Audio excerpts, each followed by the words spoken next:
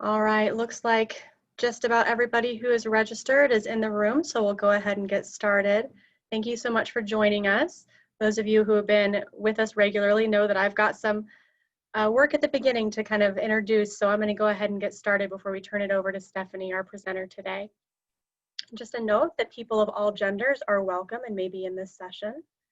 And we are recording this session so that it can be viewed throughout the month for anyone who registers after today or would like to go back and watch it again. Fortunately, we are doing a webinar, so any privacy concerns should not be a concern for you today. No one's video is going to be up. Any questions you have can go through the chat or the Q&A, so please do not let that be a hesitation for being part of today's session. Speaking of the chat and the Q&A, feel free to use the chat to talk with one another. If you're comfortable, go ahead and enter your name and where you're joining us from. You may want to make sure that you're messaging all attendees and not all panelists, which seems to be the default setting. And if you would like to submit a question or a comment at any time during today's session, please do so through the Q&A function. We'll do our best to send a reply or answer your question live. As you can hopefully see, we also have ASL interpreters available today. Our presenter is going to be sharing her screen, and we'll remind you of this again when she does that. But if you want to keep the ASL interpreter on your screen, but you're not seeing both the presenter and the interpreter, then what you'll need to do is go to the top of your screen to view options, which you'll see when the screen share begins. Click on that and you should see an option called side by side. This is the view that you want. Make sure that that's selected.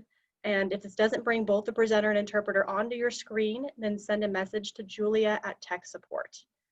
Speaking of Julia, who is our behind the scenes IT person, if you are experiencing any kind of technical issues or have any troubleshooting questions, instead of having all panelists or all attendees in the Q&A, you can select Julia specifically and you can send a message to her and we can try to help you get that worked out. All right, so I'm Melissa. I am the Manager of Outreach and Community Engagement here at Wings.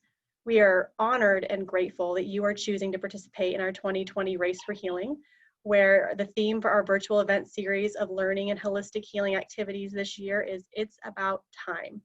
We've chosen that theme this year for a few different reasons. First, we believe that as a culture, it's about time we recognize the needs of adult survivors of childhood sexual abuse because this issue affects so many people in our culture, 1 in 5 adults.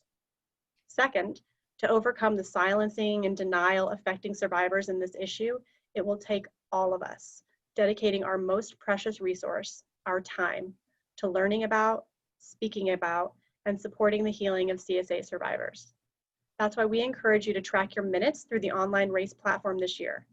The more time we all spend supporting survivors and this issue, the more time survivors can regain in rebuilding healthy and thriving lives. Third, we know that during this difficult year of physical distancing, all of us may be experiencing extra stress in our lives. This can be hard for those directly impacted by CSA trauma, as well as those who are not directly impacted by this issue. The good news is these types of holistic healing activities that help soothe, support, and strengthen healing and resilience during trauma recovery are very beneficial for all of us. And especially when we are experiencing extra stresses like this happening in the world around us. The healing journey from CSA trauma has a lot of wisdom to teach all of us about healing all around the world. That's why we've created these virtual sessions, focused on aspects of holistic healing that follow our theme of It's About Time, because healing is about the time that we dedicate to many of these foundational practices, like the ones we've covered so far, and It's About Rest, Self-Care, and Resilience, and It's About Embodiment. If you haven't checked those out yet, we invite you to view those recorded sessions, along with our It's About Time kickoff, and so much more. So today, I'd like to welcome you to our 4th virtual event in this year's series, It's About Nutrition, 3 mental health nutrition principles everyone should know. Whether you're a survivor of childhood sexual abuse, the loved one of a survivor, a healing professional, or a new friend or ally to this cause, we thank you for tuning into this presentation, and we hope you will get so much out of its wonderful content. Now I'm going to turn things over to our presenter, Stephanie Small of Stephanie Small Health. Thank you so much for joining us, Stephanie, and for sharing this information with our community. Thank you, Melissa, and thank you to everyone for being here. I just want to underscore that if you want to keep the ASL interpreter on your screen, but you're not seeing both her and I when the screen share begins, here's what you do. At the top of the screen, you'll see a selection called View Options. Click on that and you will see an option called Side by Side. This is the view you want. Select it to make sure that it is checked. If it doesn't bring both the presenter and interpreter onto your screen, just send a message in the chat box to Julia Tech Support. So with that, I am going to go to screen share and I am going to begin my presentation. Okay, so I would like to welcome everyone to It's About Nutrition, 3 mental health nutrition principles everyone should know. I am coming to you from Lafayette, Colorado, homeland of the Ute, Arapaho, and Cheyenne, summer homeland of the Lakota. We thank the original stewards of the land for how they've supported the earth. And I kind of want to open by giving a wish that in these times we use this as incentive to come back to sustainable ways of living to preserve our planet and its health for the next 7 generations and more to come. So I think it makes sense to start off by talking about who I am. Who is this person who's about to talk with you today about mental health nutrition? I am an LCSW and holistic nutritionist. I have a private practice in Boulder and also online. I see clients all over the world. And in that capacity, I do a couple of different things. The first is I specialize in working with people on helping them to heal their relationship with food and their bodies, as well as trauma and anxiety. And I work in a kind of more holistic, somatic way. But I also do this weird thing called mental health nutrition. And that's what we're going to talk about today. You're going to get kind of a 101 intro into what this is and how it can help you. I see clients for mental health nutrition. I also consult with agencies that want to implement mental health nutrition programs.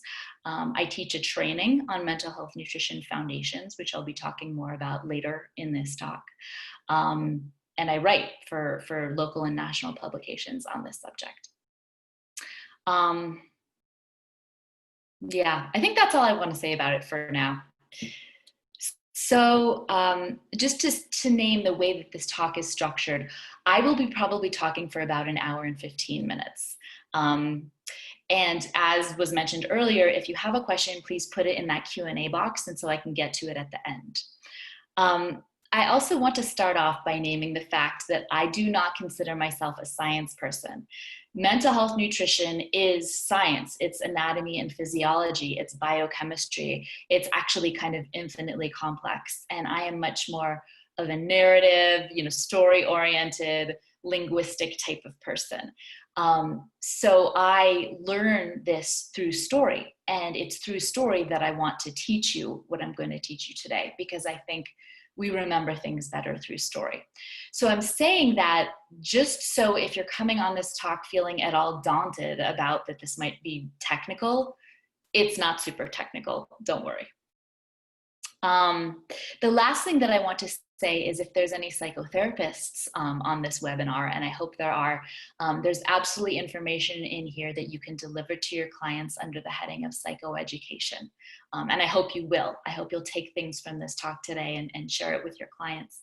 But that said, if you want to get more specific with suggestions and protocols, it's important to get more formalized training. And I will be sharing resources about that at the end too. Okay, so what is mental health nutrition? Let's agree on a definition. Mental health nutrition is the art and science of using supplements and nutrition to stabilize biochemistry and reduce or eliminate mental health symptoms, including anxiety, depression, insomnia, OCD, PTSD, ADD, bipolar, substance cravings. The list goes on. And yes, I have worked with people who are presenting with all of these issues and who have greatly benefited from these interventions. Why do we need mental health nutrition? Well, Our symptoms may be biochemical in origin, they may be emotional in origin, or they may be both. So for example, if a client comes to me reporting anxiety, insomnia, and racing thoughts, and I just assume that it's all emotional. And so we're working on, practices for self-regulation and how to release the emotions and be able to get the prefrontal cortex back online to think rationally. But actually their symptoms are due to things like dysregulated blood sugar, depleted GABA, high caffeine intake. We could be doing therapy for months or years and not really getting to the root of the issue and solving it. So the way that I work with these approaches is, number one, I will see people just for a few sessions of mental health nutrition on its own because it can stand alone. But if I'm seeing a client who's coming into me and reporting high levels of any mental health issue, I'm going to start with a few sessions of mental health nutrition with them too. I embed this in the front end of my practice because we can stabilize the biochemistry very quickly using these natural approaches.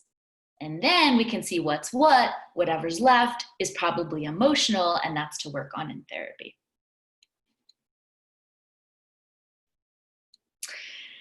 So I said that I'm going to tell you stories. Here's your first story. I'm going to tell you a story about a dentist named Weston A. Price who lived in Cleveland at the beginning of the 1900s. And this is for us to start with a real wide angle lens of like, why is mental health nutrition even an issue? What's up with our food supply? What's up with our world? What's up with our culture? So let's start with this big systems lens and then zoom in on Weston A. Price. So he was practicing, as I said, in the early 1900s, and he noticed an increased incidence of dental problems among his patients. So he very intelligently theorized that this had to do with diet. Now remember, in the early 1900s, this was when the Industrial Revolution was really getting into full swing. There were many, many impacts, many changes in the culture as a result of, or that were exacerbated by the Industrial Revolution in America, one of which was an increase in our diet of white flour and white sugar. We had never been consuming these two products in our diet at the rates that we then were, with these factories that were now churning out these products. So what Weston A. Price did was so creative and fascinating to me. He decided to travel to 6 different continents. The only continent he did not visit was Antarctica. And at that time, he was able to study humans who were still living in their traditional ways, consuming their native diets, and contrast them with their neighbors down the road who he knew was similar gene pool because we weren't moving all around the globe back then. So they were living a few miles down the road, but they were living in an urbanized setting and they were consuming what he termed the foods of commerce, which really were just talking about white flour and white sugar. So we had the people living in the traditional ways consuming, meats and whole grains and organ meats and lots of fats and fresh vegetables. And then we had people in the urban settings drinking tea and eating toast and sugar. And what he found was really striking. If you are a food anthropology nerd at all, I recommend that you explore this book. He wrote a book about it called Nutrition and Physical Degeneration. It's worth buying just for the photographs. And these are some of the photographs from the book.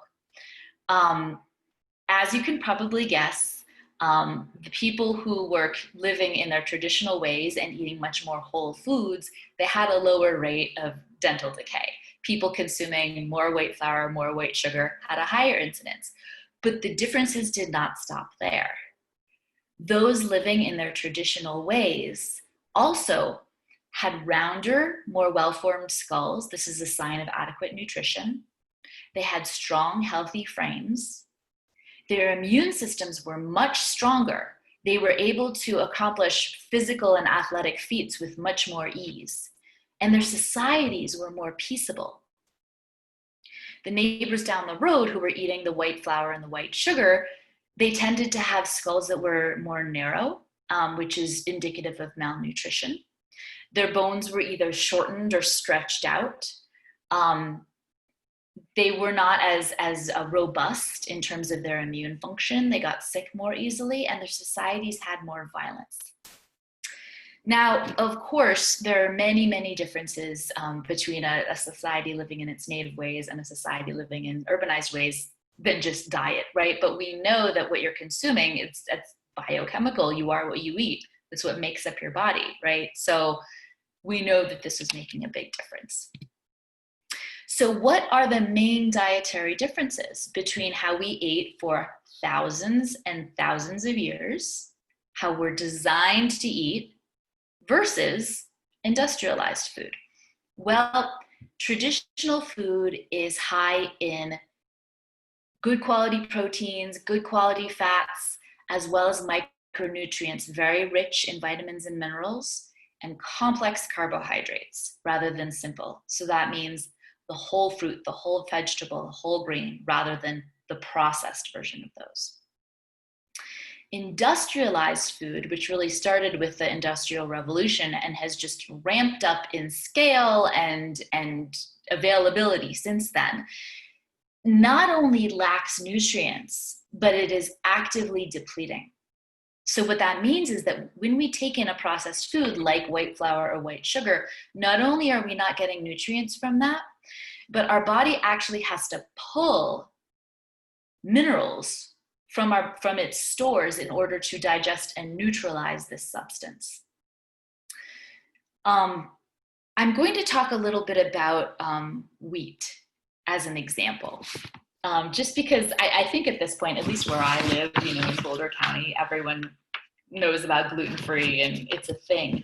But there are a lot of areas of the country still, I think, where people are like, why is everyone suddenly allergic to gluten?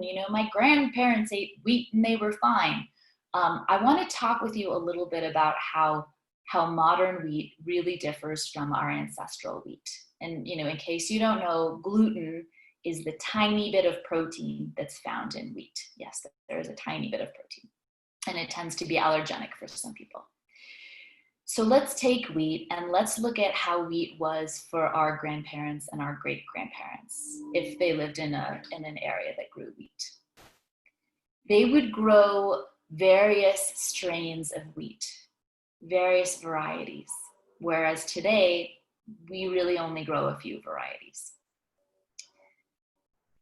They would plant it, and of course in its natural form. Much of the wheat today, in fact, pretty much all of the wheat in America, unless it's organic, is probably genetically modified and sprayed with glyphosate. And glyphosate has been connected to a number of health issues, certainly cancer, certainly endocrine disruption, but also impairing the function of the gut. And we're going to talk a little bit later about why optimal gut function is so important for optimal mental health. So basically, we're doing something already to our modern wheat that is going to impact the quality negatively. So our ancestors would plant that wheat, and then when they would harvest it, they would leave the sheaves by the side of the field. And overnight, the dew would come down and sprout it. Now, you've all probably seen or heard of sprouted wheat or sprouted grains. And the reason that we do that is this. A lot of plants that we eat, particularly grains, contain in them enzymes that inhibit their digestion. And this is protective for them because they don't have fangs to fight or, claws, or, they can't run away. They can't fight or flee. Sprouting basically denatures, it breaks down some of those enzymes that inhibit digestion. So sprouting makes the food more digestible. So after they would sprout the wheat, they then would put the wheat through a multi-day fermentation process that further broke down the inhibitory enzymes and made the nutrient in the wheat more bioavailable. So by the time they baked it into bread or made it into pasta, you end up with this product that is highly nutrient dense and highly digestible. So contrast to what we're doing, right? We're eating, for the most part, genetically modified wheat sprayed with something that disrupts our gut function. We're certainly not sprouting that stuff, but we are processing it. So we're stripping the hull off of it.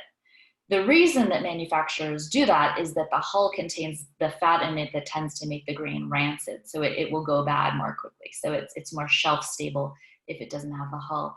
However, the hull contains most of the nutrition. So when we process that bread into white bread or white pasta, white flour, we're taking away the majority of the nutrients in the grain. So just one example of how the industrializing of food has really had a negative impact on the food quality.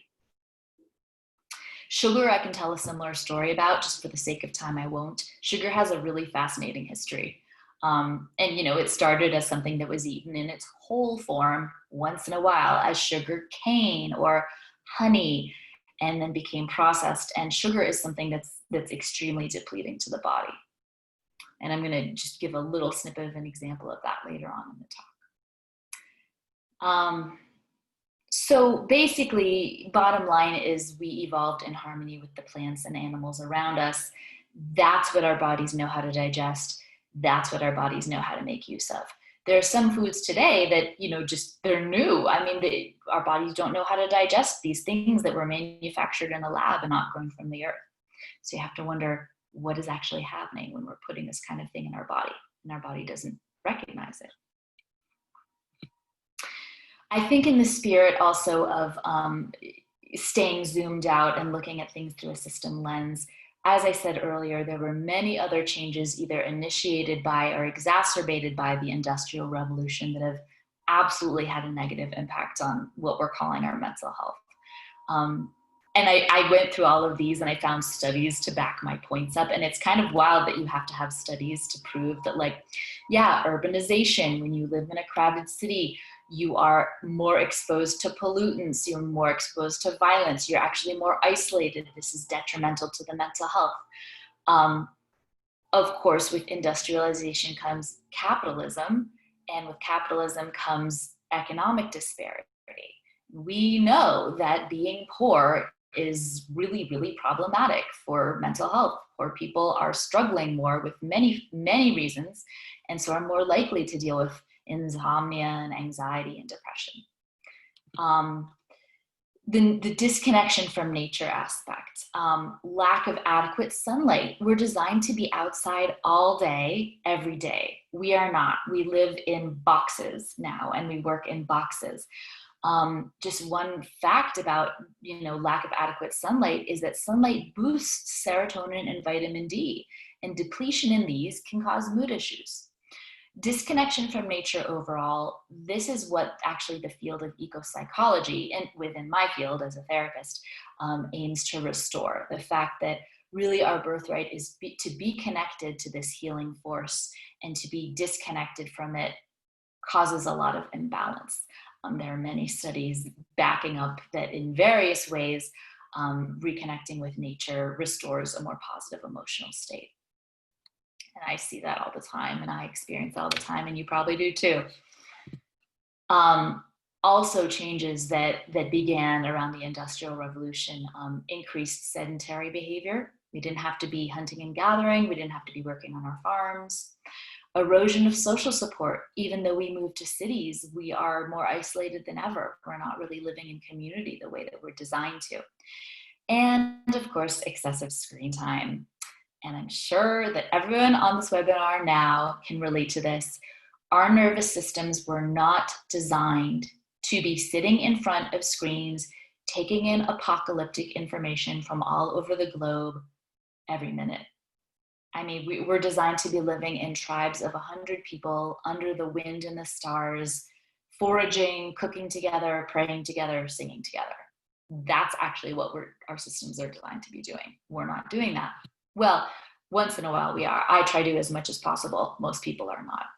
So what is the fallout of this? What we call mental health issues. And just a few statistics that I pulled that are recent from the National Institute for Mental Health. In America, in any given year, 1 in 5 employees in the US is suffering from a mental health issue. That's a huge number.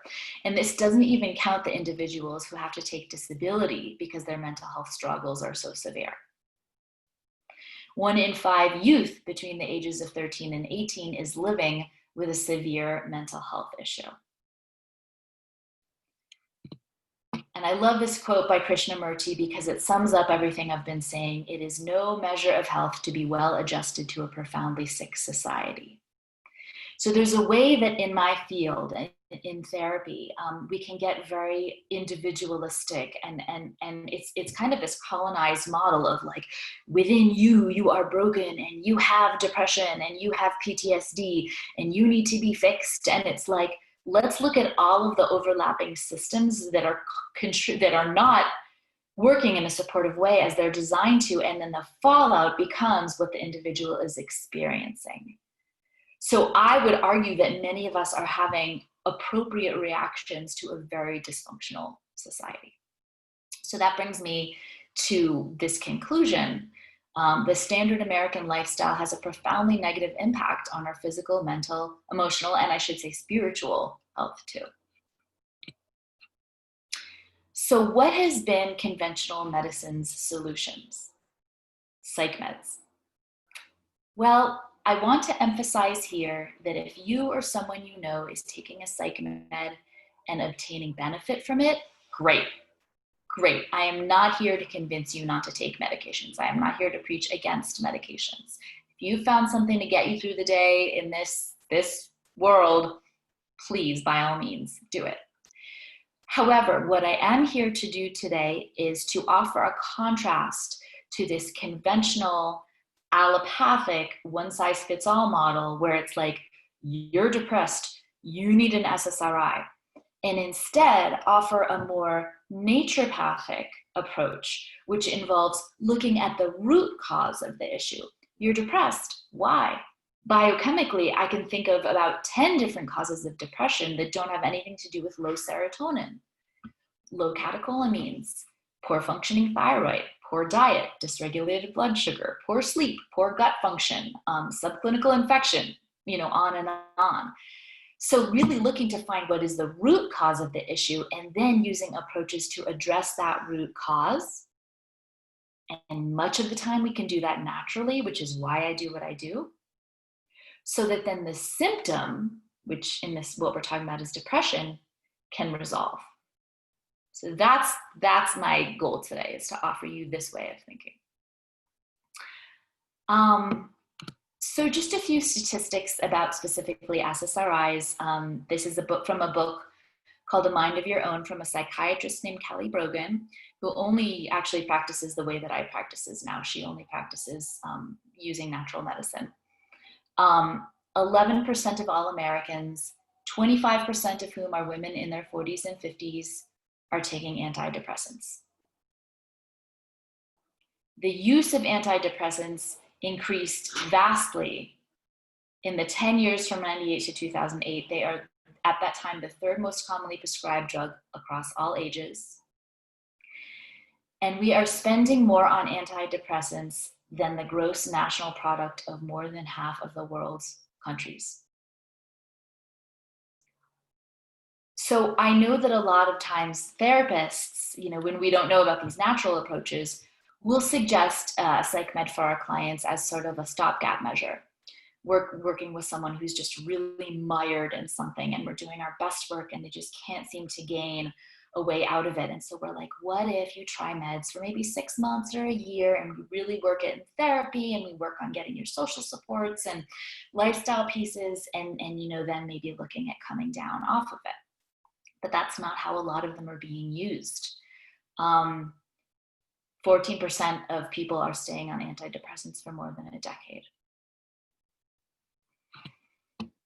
Side effects. Natural medicine does not have side effects.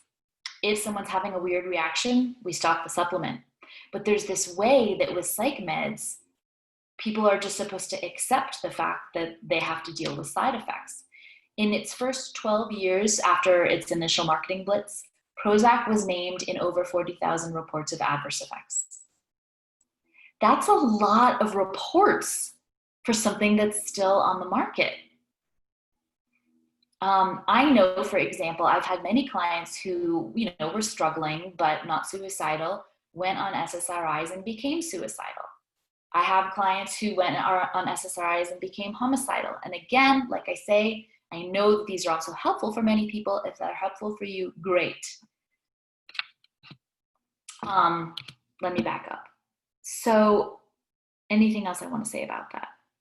So given the fact that we are using these psychiatric medications in very large quantities, given the fact that there are many side effects, and given the fact that very often they are not actually addressing the root of the problem, whether the root of the problem is another biochemical issue that doesn't have to do with depleted neurotransmitters, or that it's an emotional issue or cultural issue. This is why, again, I'm presenting this to you as other ways of thinking about how to treat mental health issues. So now let's zoom in and look at nutrition. We are going to start off by talking about the standard American diet. And here I just want you to take a few moments and think about a typical day of eating for you. What do you eat in a typical day? And if you don't think that what you eat is indicative of a typical American, what do you think a typical American eats in a day?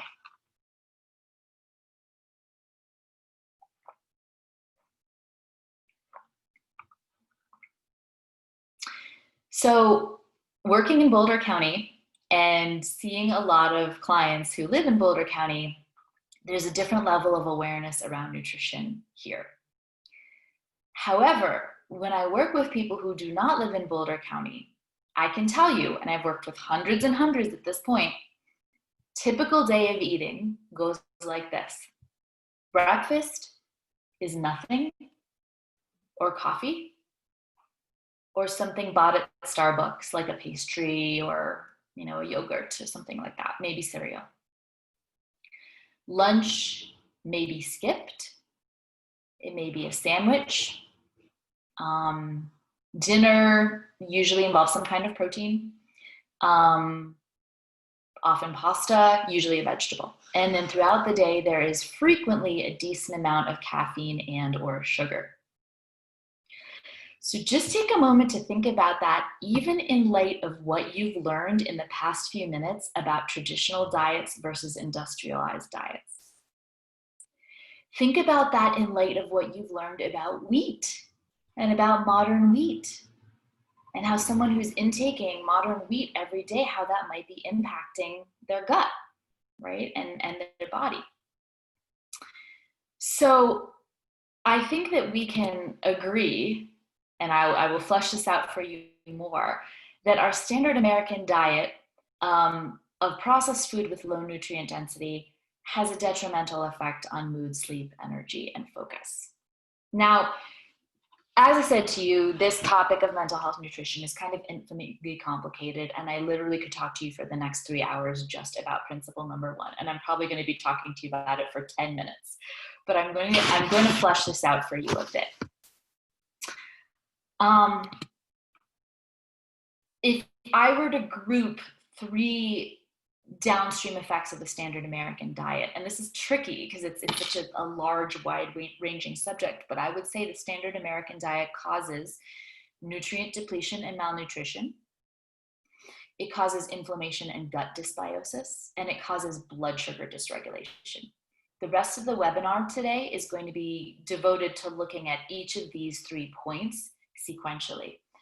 We're going to start with the issue of nutrient depletion and malnutrition. So the first thing that I want to say is that being low in certain nutrients itself can cause mental health symptoms. And there are many examples of this. There are many vitamins and minerals that the deficiency of which can cause anxiety, depression, psychosis, insomnia, et cetera, and many studies to back this up. But for the sake of this talk, I'm just going to highlight one, and that is B vitamins. So the B vitamins are cofactors in the manufacture of neurotransmitters, meaning when our body makes neurotransmitters, those feel-good chemicals that when we're low in them, we have problems with mood and sleep and energy, we need B vitamins to be present. for that process to happen. So if they are not present in adequate quantities, we are probably not going to be making adequate neurotransmitters.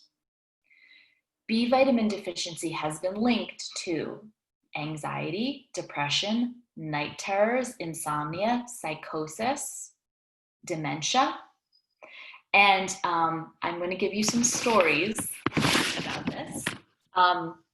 Case studies. One is a food history / anthropology case study, and one is a former client of mine. So the first is a story about the American South in the early 1900s. Seemingly suddenly, there was a vast epidemic of people having diarrhea, having dementia, becoming extremely irritable, dying in vast quantities, experiencing psychosis, and no one knew what was going on. All of a sudden, everyone was getting really sick with these strange things. And after several decades, it was eventually discovered that what was going on was an epidemic of pellagra. Pellagra is the name of B vitamin deficiency. Why was this happening? This is so cool. I love this fact because I love food stories. So the American South was producing corn. Corn is a native crop to the Americas. And when corn is prepared in a certain way, in a traditional way, it liberates the bioavailability of B vitamins in the corn.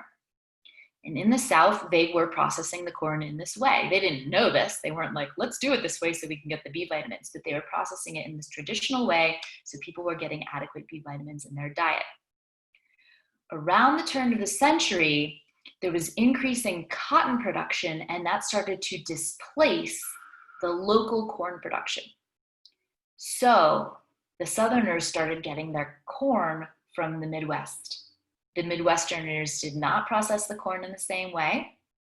They were not processing it in a way that liberated the availability of the B vitamins.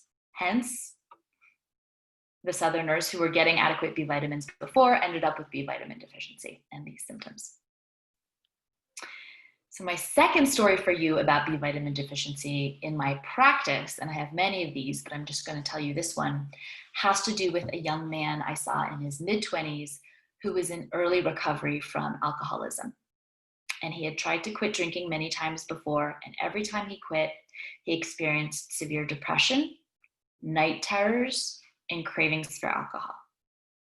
So at this time, I was running the nutrition program at a substance abuse recovery center. And it was really fascinating because we know people in early recovery from substances, they're very depleted in neurotransmitters because those drugs and alcohol have been depleting them. Their diets are poor. So we know we have these very depleted individuals coming in.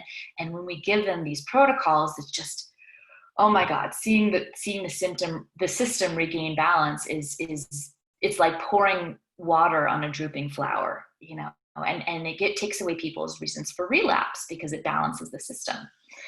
So this individual, as I said, he was relapsing because whenever he stopped drinking, his symptoms came back. So there is a condition called pyroluria, and it's a genetic condition, and long story short, what happens with pyroluria is that you utilize more B vitamins and zinc than the average person, a lot more. So you need to be taking in more B vitamins and zinc. And if you're not, you're going to be low in B vitamins and zinc. And you're going to experience symptoms related to B vitamin and zinc deficiency. Pyroluria is very common among people of Western European and Native American descent. Common symptoms include depression from day one. So people saying, I'm depressed ever since I can remember. And people drinking alcohol to alleviate the depression. And so when they stop drinking, the depression comes back. So I had this in mind. You know, my client was of Irish ancestry. And I asked him, you know, about his depression. He said he's been depressed since he can remember. Alcohol relieves the depression. I gave him a pyroluria questionnaire. He answered yes to all of the questions. And I said, okay, I think this is what's going on. And I gave him a little protocol of B vitamins and zinc. When I saw him a week later, he'd been taking that protocol faithfully.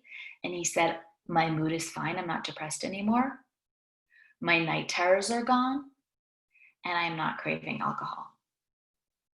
So this may sound too good to be true, but I have many, many stories like this. This is what happens when the system is missing certain nutrients and then gets what it's missing. It starts to work the way it's supposed to.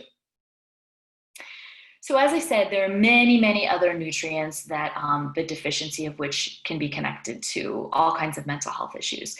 Vitamin D, omega-3s, zinc, vitamin C, the list goes on. So how are we typically getting these nutrients? How are we typically getting these vitamins and minerals? Well, typically we are getting them from fruits and vegetables. Here's the problem with the standard American diet and fruits and vegetables. Number one, the RDA, the recommended daily allowance of fruits and vegetables, is 5 servings per day. And a serving is a half a cup. It's 1 full cup for leafy greens. How many people are eating that many? And when you think back to that example of the standard American diet in a day, maybe people are getting 1 or 2 servings. The other problem is that because of poor soil and farming practices, our soils are very depleted. And there have been tests showing that the level of nutrition in the fruits and vegetables today is significantly lower than the fruits and vegetables from even a few decades ago. So that's an argument, number one, for learning foraging, foraging around in fields and forests where the soil is very strong still. It's an argument for, organic and biodynamic farming practices. And it's also an argument for supplementation. This is part of why we need supplements. I would like to say overall, just put in a plug for eating fruits and vegetables, because I'm a nutritionist and you were probably expecting that. Fruit and vegetable deficiency itself can cause all kinds of problems, including low energy and even bipolar. So another story that I want to offer, I was working with a client who had a bipolar diagnosis, absolutely presented as bipolar. He came into my office the first time. He was manic. He was had a hard time focusing. He was very sexually inappropriate. And he revealed that he literally never ate fruits and vegetables, ever. So we did a few different things with him, but possibly the most important thing is that we got him eating a smoothie every day, putting fruit and leafy greens and avocado in, and I had him take a really powerful micronutrient supplement. And within a few weeks, he was calm, he was appropriate, his speech was a normal pace. So it's pretty fascinating what just, again, giving your body what it needs can do. And I want to say it's often not as simple as just eating more salads. It can be more complicated than that. So I want to address 2 other things here in a broad-based way. When we're talking about that standard American diet that I was giving an example of earlier, of like skipping the breakfast and having a sandwich for lunch and things like that, there's a significant lack of protein. So we'll move on to this slide. So we talked about nutrient deficiency causing the mental health symptoms, but there's the lack of protein and there's also a depleting aspect of the diet. So there's a few ways that a lack of protein can cause mental health symptoms, and one has to do with blood sugar. We'll be talking about that very shortly. But the other is the fact that neurotransmitters are manufactured from protein.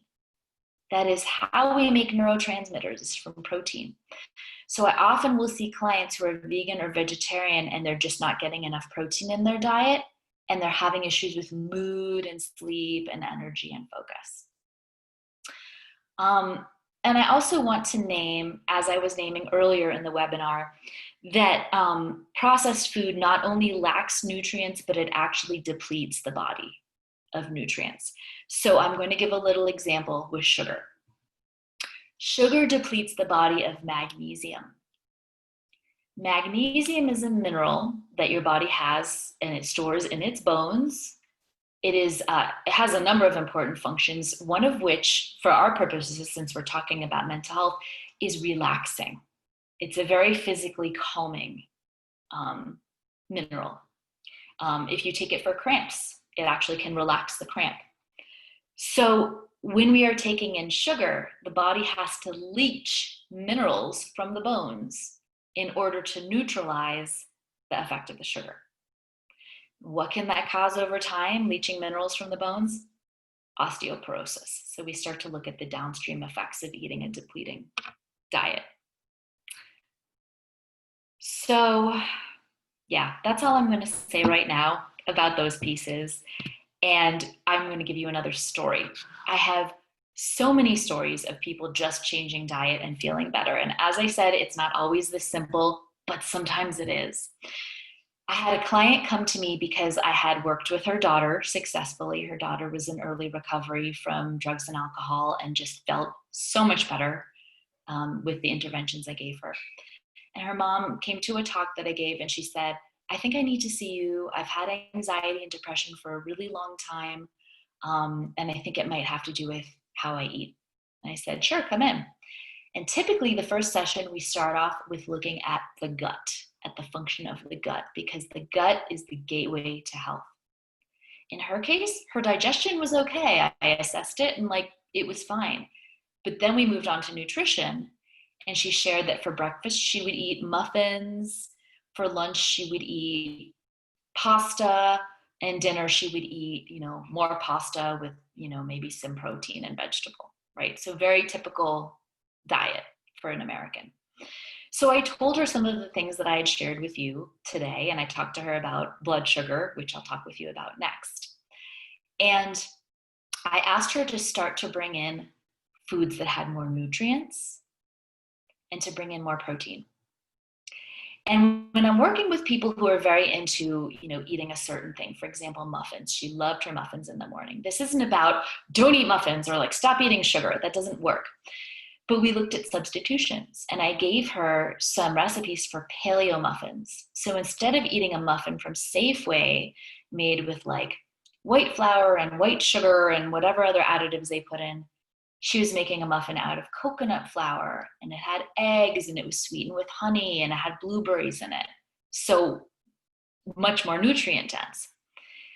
She was very committed. She really wanted to change. So she went away and implemented these changes. Instead of whole or of wheat pasta, she did brown rice pasta. She added in meatballs. She added in a bunch of veggies, things like that. And she came back the following week and she said, I feel better. I don't need to see you anymore.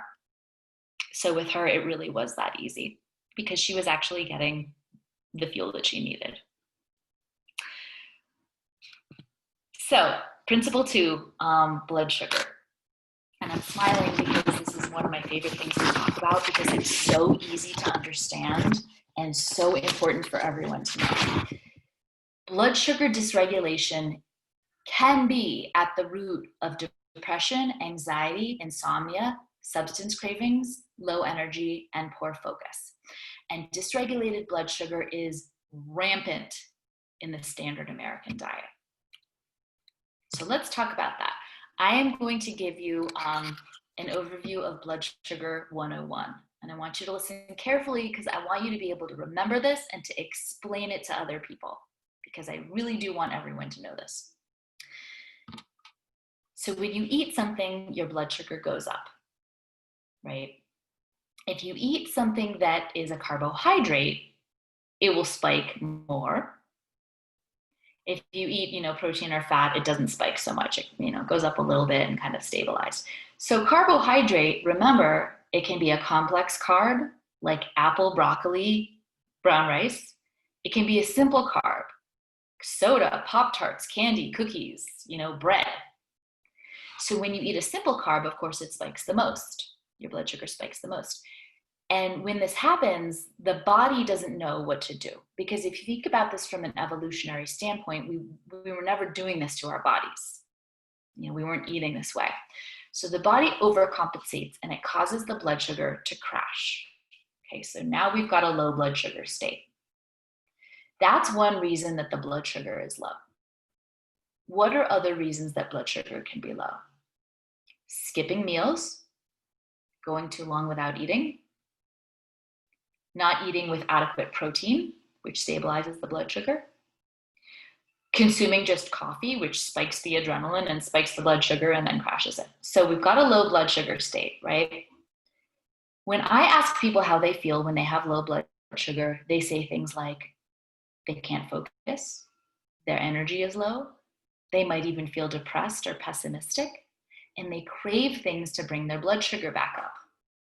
So they're not craving like salmon and kale, they're craving a latte or jelly beans. And for a lot of us, you know, we know if we're working in an office and we have that 2 or 3 o'clock dip and we want to go for like the soda or the pastry, that's probably the blood sugar dropping. We probably weren't eating throughout the day in a way that's keeping our blood sugar stable. So now we've got this state that people go get medications for, prescribed by doctors who don't even ask them about their blood sugar. And when we're in this state, the body realizes it has to bring the blood sugar back up. So what it does is it fires the adrenaline. So when the adrenaline's going, that's that fight or flight state. We need the blood glucose to rise for that. We need sugar and we need fuel in the blood to fight or flee. When your adrenaline's going, how do you feel? Anxious, irritable, angry. Some people even get violent. There's a whole book about the blood sugar roller coaster applied in a forensic setting called Food and Behavior by a woman who ran a parole program and observed this among the people that she worked with. But that's another subject. So we've got the adrenaline spiking and the anxiety and jitteriness and irritability and maybe even anger. And when the adrenaline is spiking, when we're in that fight or flight state, the prefrontal cortex shuts off. That's the part of the brain that can do logic and reason and impulse control. So this is a problem. This is a problem for many reasons. And as I said earlier, all these symptoms I reported are reasons that people go to the doctor and get medication without looking at, am I eating in a way that's causing these symptoms? So what do we do to stabilize blood sugar? Eat regularly, 3 meals a day. Eat a good amount of protein at every meal. I have my clients eat a minimum of 15 grams of protein per meal, and probably more depending on their size, their lifestyle, their exercise, things like that. Have fat at every meal, and don't go more than 4 or 5 hours without protein if you're really working on stabilizing that blood sugar. So, you know, to prevent that mid-afternoon dip where we're craving the sugar, if you're eating lunch at noon and dinner's not till 7, having protein mid-afternoon. So I have so many stories about working with clients around blood sugar and seeing incredible results. I'm going to give you, I think, 2. I had a client named Susie who came to me saying, I have sugar addiction. I binge on sugar. And I work a lot with, as I said, relationship with food as a therapist. But I always start with the mental health nutrition. So instead of jumping into therapy, I said, what are you eating during the day? And she said, well, I get up in the morning and I take my stimulants because I can't get going without them. I don't eat breakfast. I either don't eat lunch or I eat a small lunch. I'll have a regular dinner. And then I just find myself binging on ice cream. And I was like, I don't think you're addicted to sugar. I think you're hungry, and I think your blood sugar is dysregulated. And she had grown up, you know, in that 70s and 80s era of the low-fat, low-cal diet, which we know doesn't work because it just leaves you hungry. Your body needs a certain amount of food every day. And if it doesn't get that, it's going to end up pushing you to eat a bunch late at night. And then you think, oh, I have no willpower. No, you're hungry. So I explained this to her, and I explained the blood sugar roller coaster to her. And I also said to her, I think that if you fuel your body the way that you need to, you won't need the stimulants in the morning.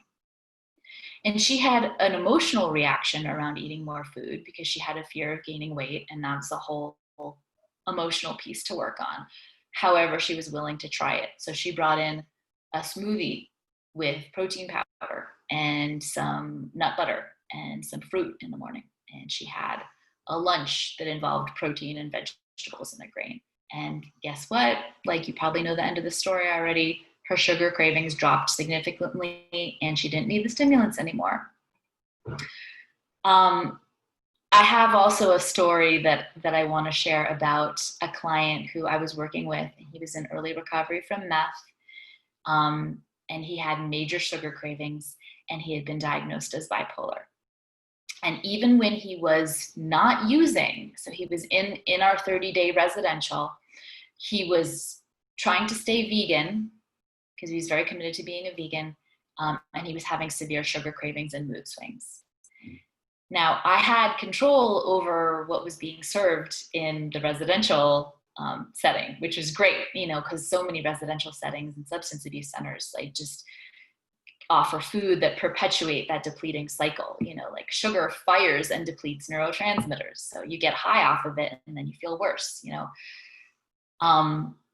Over time in working with him, as he started to increase his protein intake, and we did other things too with neurotransmitter support, and he stayed away from sugar because he wasn't able to access it, his mood eventually evened out to the point where he no longer qualified for a bipolar diagnosis.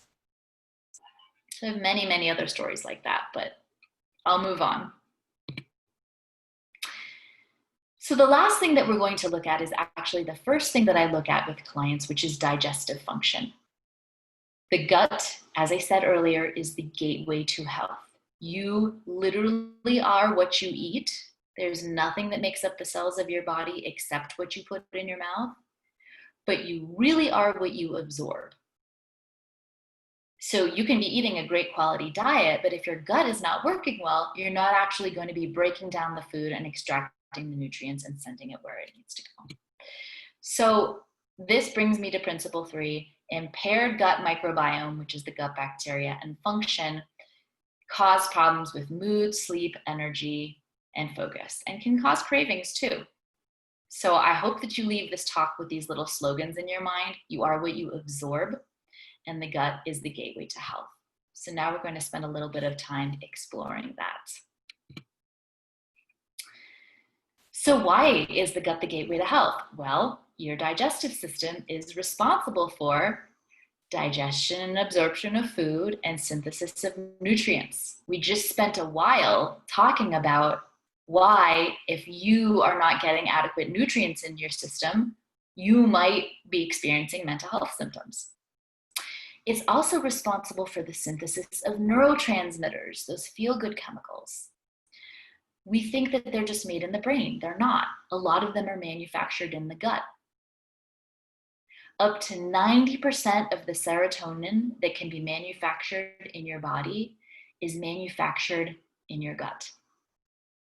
So why, if we think someone's depressed, are we jumping to put them on a pill that causes the brain to fire more serotonin from the cell's existing stores, which over time depletes those stores, rather than assessing their digestion and going, wow, like, you're pretty constipated, or you have a lot of diarrhea, or you're bloated a lot, or you have skin issues. Like, we need to heal your gut clearly so that your gut can start making maximum serotonin. And finally, the gut is also responsible for the immune response, including the inflammatory response. So there is a whole entity surrounding your gut called the gut-associated lymphatic tissue, which is very important in immune function. And there are many, many other ways that the gut supports and works with immune function. I'm bringing up inflammation because it is really important to know about the inflammatory response and mental health. Even conventional docs today are understanding that there is a connection between mental health issues and inflammation. There are studies showing cytokines, which are inflammatory markers in the urine and blood of people with depression, anxiety, Asperger's, schizophrenia. But conventional docs don't understand where the inflammation is coming from. And their conclusion is to say, take anti-inflammatories, which is just suppressing the symptom. If there's inflammation happening, we want to know why, and we want to heal that so that the symptom resolves itself on its own. Just taking anti-inflammatories is like taking the batteries out of a shrieking fire alarm. No, the fire alarm's going off for a reason. So I can tell you that the inflammation is happening in the gut, and it's happening from the standard American lifestyle. What is impairing the gut? Well, the standard American lifestyle, as I said, processed foods, as we talk about, we don't really know how to digest them well. A number of the medications that we take can have negative impacts on the gut. A lot of us know about how antibiotics can have a negative impact on gut bacteria. The birth control pill too, non-steroidal anti-inflammatories like Advil. And a lot of the medications that doctors suggest for gut problems actually make gut problems worse in the long run. Alcohol is actually very inflammatory to the gut, and stress is inflammatory to the gut. Even poor sleep can cause unbalanced gut bacteria. So in other words, the way that we all live, we can all assume that our guts are not doing great.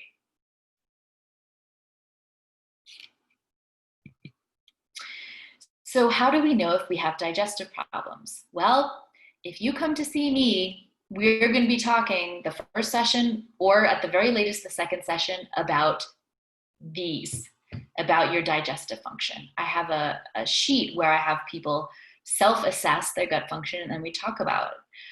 Why don't we ever have these conversations? It's so diagnostic. We all need to know what's normal. People walk around thinking that either what they're dealing with is normal or they just have to live with it, and it is not true.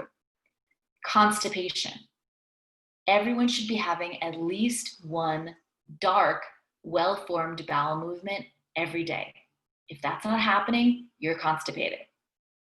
Diarrhea. We should not be having diarrhea unless we have a bug or food poisoning, or we ate something that we know doesn't work for our body. Bloating. Our stomach should not stick out drastically after we eat. If that happens, that is a sign. Well, it's a sign of a few different things. It can be a sign of food sitting in the gut and fermenting. It can also be a sign of off-gassing of problematic bacteria in the gut. Same with gas. Pain. We should not be having pain in our gut. We should feel okay. Bad taste in the mouth and bad breath. People will say, oh, just floss or do mouthwash. This is one end of your digestive tract. So for some people, if they have pathogens and imbalanced bacteria further down in their gut, is also going to appear in the mouth. So we heal this by healing the gut. Skin issues. It's so common that people who come to me for anything have problems with their skin. And they think that they're going to heal their anxiety or their eating disorder, but they don't know that as a bonus, they're also going to heal their acne and their psoriasis and their eczema, because skin issues are connected to gut function. When the gut is not working optimally, the skin often takes over to try to detox. So when we heal the gut and change the diet, that will heal the skin.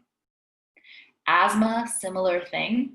The lungs often get clogged up when the gut is not detoxing the way it's supposed to.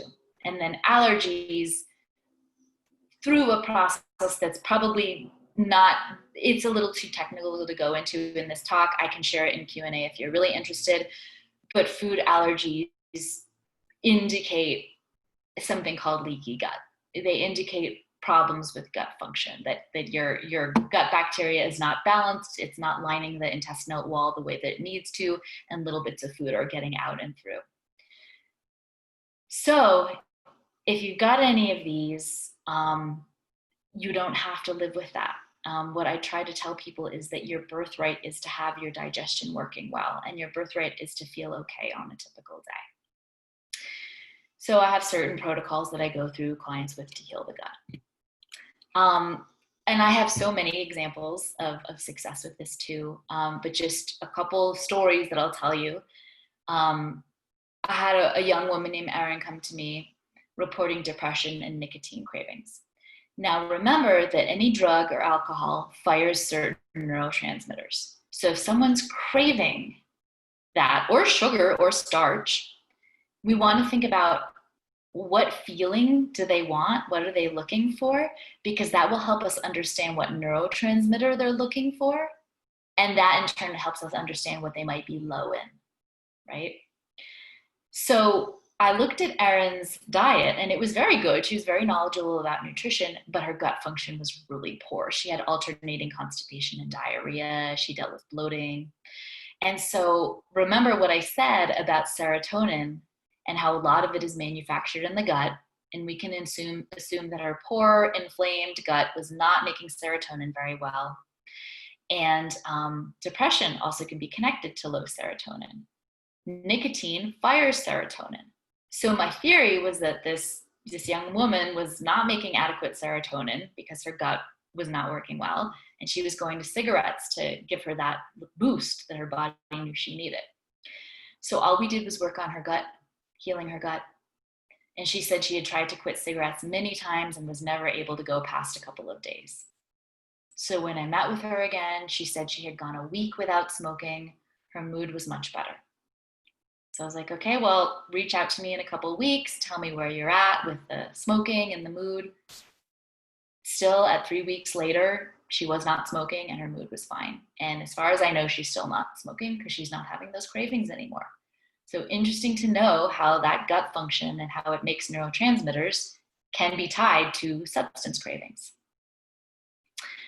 One other story that I want to tell, just because I work so much with eating disorders, and this is just not really commonly known about eating disorders, but that obsessive piece, that perseverative piece around food and counting calories and weighing oneself, it can be emotional, but obsessive thoughts are also connected to low serotonin.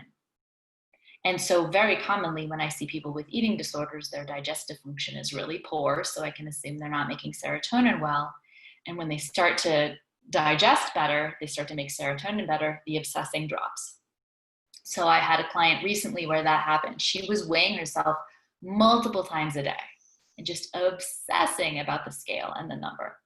And we did our few sessions at the beginning of mental health nutrition, and already that particular obsession went away just from improving her gut function and making more serotonin. So that's why I'm so adamant about spreading the word about this stuff.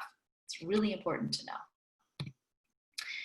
So I want to leave you with this perspective, which is really different, I think, than the perspective given by our conventional medical system in America.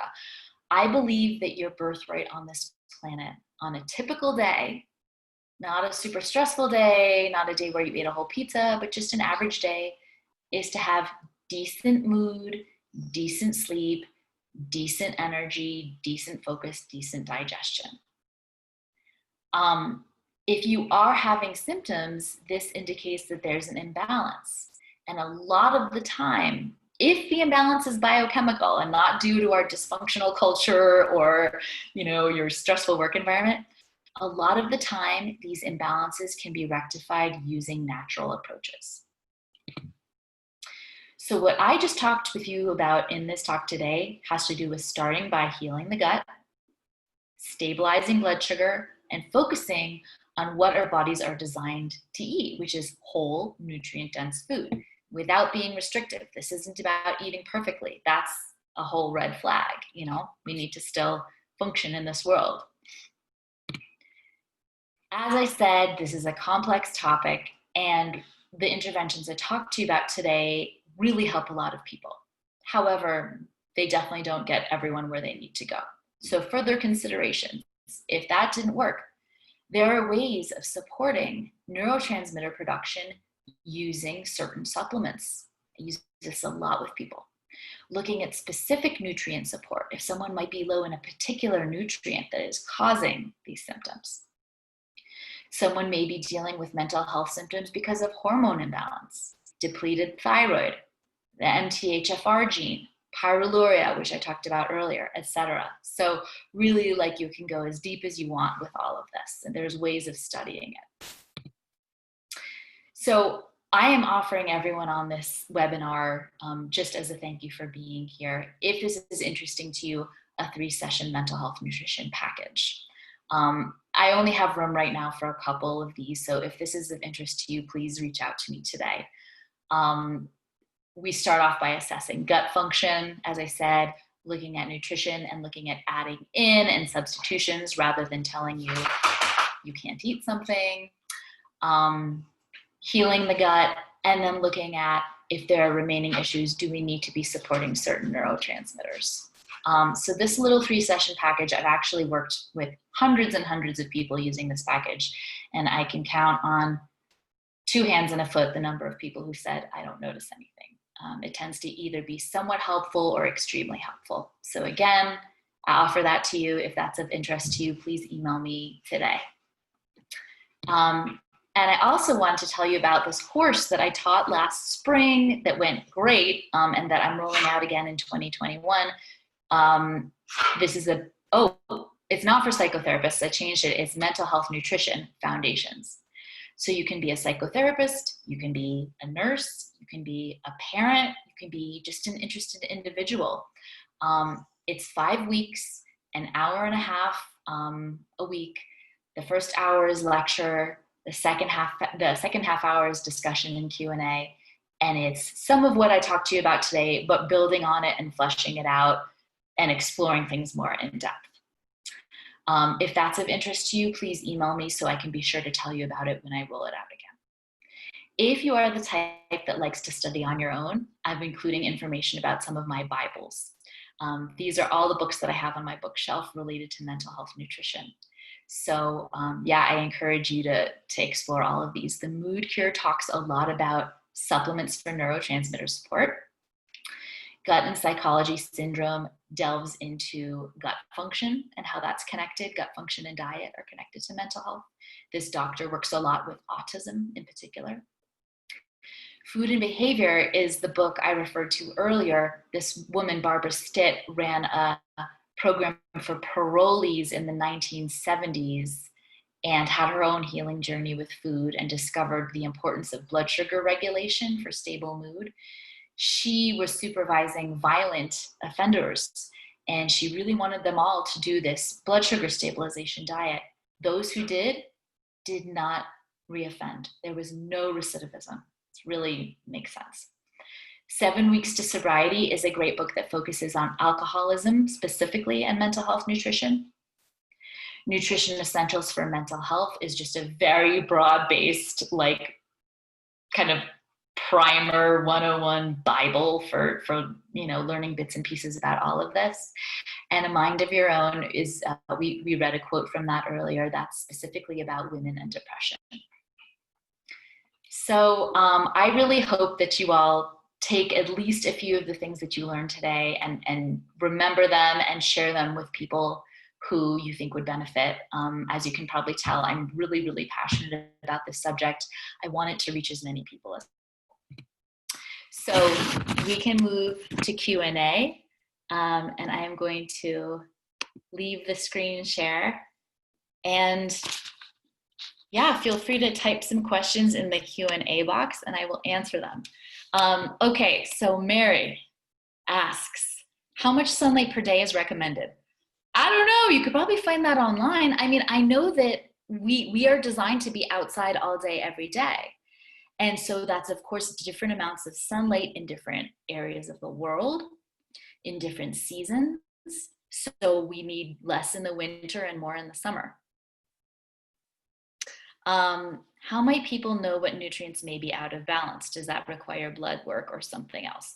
Well, to specifically know what nutrients you may be depleted in, you can get a blood test. Generally, if your gut is working well, if you're eating in a nutrient-dense way and you're taking a multivitamin and you have not had issues in your life which would clearly deplete vitamins like trauma, stress, substance abuse, things like that, you can probably guess that you're somewhat balanced, with the exception of vitamin D, because as I said, we just don't get enough of that. If you go to someone like me, I can oftentimes guess just because I know this stuff really well, but to know the specifics, that would be blood work. How do you address gut problems? Well, that's what I do when I work with my clients.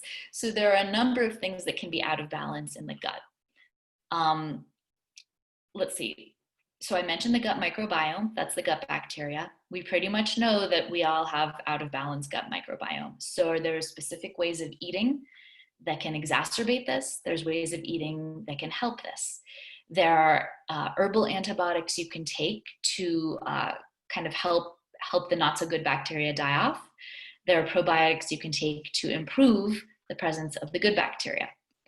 I often find that people have poor bile production. There's protocols that I give people for bile. There are medicinal foods for healing gut inflammation.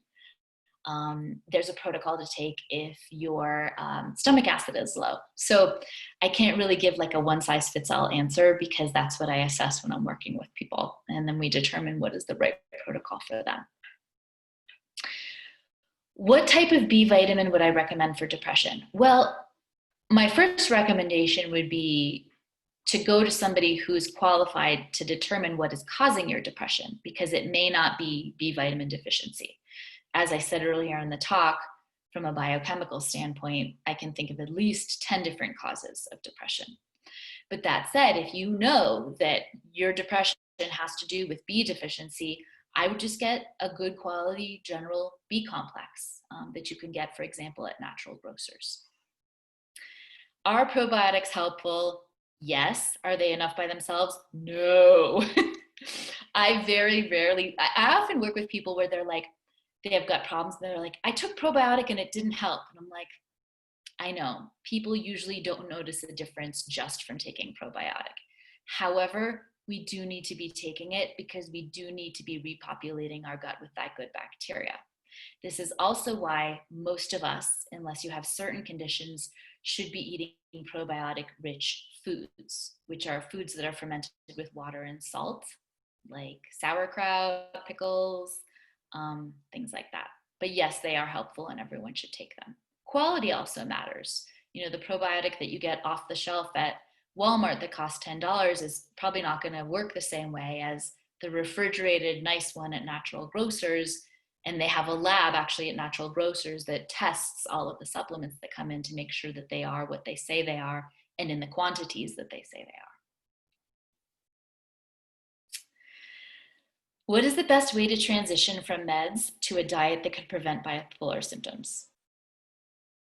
To see me, honestly. Like, I mean, this has a really multifaceted answer, because we have to start by looking at the gut and making sure the gut is working optimally before we layer any other intervention over it. And then you did learn about blood sugar and how that blood sugar roller coaster can cause issues with mood, right? So you know that, you know, eating regularly, eating the 3 meals a day, eating adequate protein, eating nutrient dense. But if someone has had a bipolar diagnosis and has had medication for bipolar, I would not encourage them just on their own to drop down and go off their medication and just try to address it with diet, because it's going to be more nuanced than that. Have I worked with survivors who have experienced CSA? Yes, absolutely, lots. And are there any trends that I've noticed with this population? In terms of what? If you don't mind fleshing that out.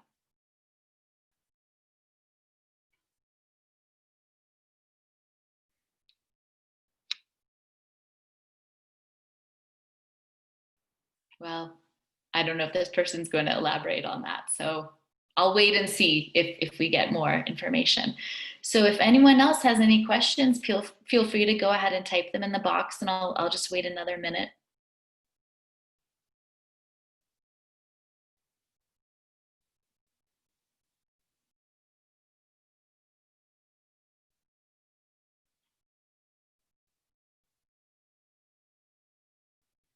Okay, well, it looks like we're complete. So Melissa, oh, they did clarify in a new question. Oh, let's see. Problems they may be experiencing and what may be helpful for those. What kinds of problems? Can you clarify that? And then there's another question. What guidance would I give if someone wants to work with me but lacks the financial resources? Go get the books I recommended and read them.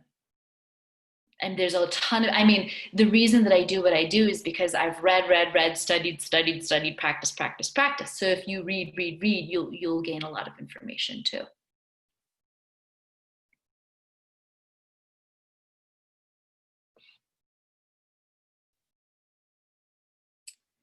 Now I have my mind is going. I assume that sarcoidosis is something that you can deal with in terms of diet. I'm sorry, but I don't know what sarcoidosis is. If you can explain that, then I may try to answer that.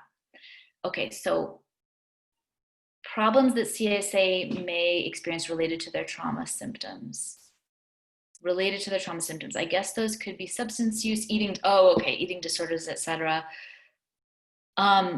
Okay, so I mean, people who are survivors of CSA, well, let me just answer in a broad-based way about trauma and what happens biochemically with trauma. So trauma depletes neurotransmitters. So I'll see people where, they haven't necessarily had a lot of substance abuse in their life. They haven't necessarily done a lot of dysfunctional eating, but they've just had trauma or severe stress and they're low in certain neurotransmitters. Trauma depletes, two of the main ones that I can think of are GABA and catecholamines. So GABA is a neurotransmitter that is calming and it tells adrenaline to stop going. So that explains the hypervigilance that a lot of people who are trauma survivors feel. They don't have enough GABA to calm down the adrenaline. Catecholamines give you your get up and go, your energy, your focus. There's catecholamine dump with trauma and stress, that hypervigilance. And those dumps over time result in depletion. So people tend to be low energy, poor focus, etc. So that's something we absolutely can totally restore using these natural approaches. I know how to do that with supplements. So tracking that back, of course, there can be emotional roots for CSA survivors to be experiencing, substance abuse or eating disorders. But biochemically, often what we're calling these mental health symptoms or these behaviors are just simply a result of the fact that the system is out of balance and depleted. And so when we balance it using these functional medicine approaches, a lot of these behaviors and symptoms resolve on their own. But yeah, it's pretty common for people who have had history of CSA to have issues with food and substances, yes. Mary, thank you for saying that, and thank you for attending. Sarcoidosis is an inflammatory condition of lungs.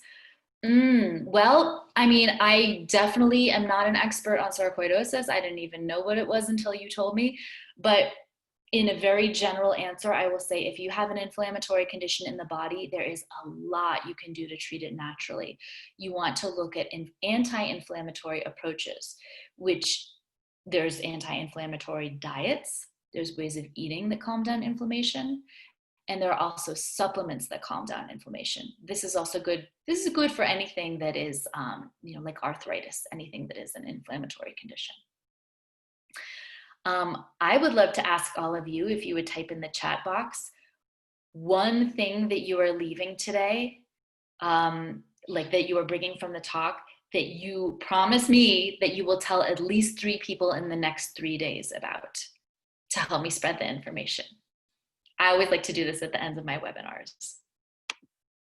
So what are you leaving with today that you want to tell others? And thank you for your compliments. I'm so glad you were on this call. You are what you absorb. Yes, yes. Gut function, so important. And I didn't even learn that in nutrition school.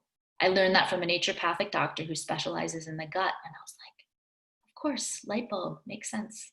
The gut is the gateway to health. Yay. I love it. And then they'll ask you why. So you have to be able to tell them, start with nutrition, blood sugar regulation. Yes, yes. Yeah. And hopefully you remember enough about what I said about blood sugar regulation so you can explain to people what's happening a little bit for them. To come see me. Oh, yay. Come see me. Good. I look forward to seeing you. Anyone else? Mental health and what you eat go hand in hand. Yes. Yes.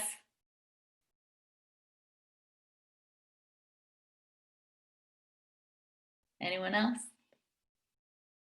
Well, I'm just happy that all of you will tell at least a few people these things that you're typing in for me. So thank you so much for attending. I appreciate it.